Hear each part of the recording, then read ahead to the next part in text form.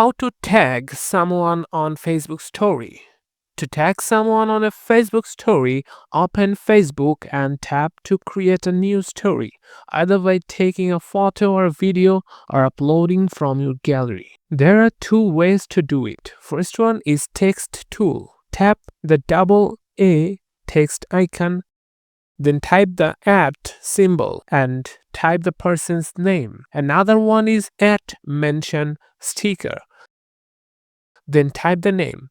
Then choose the correct person from the list that appears as you type. Tap the tag to change its color, resize it by pinching, and drag it to your desired spot on the story. By the way, but settings can vary by device to devices. Tap Add to Story to post. When tagged, the person gets a notification and anyone viewing your story can tap the link to visit their profile, increasing engagement.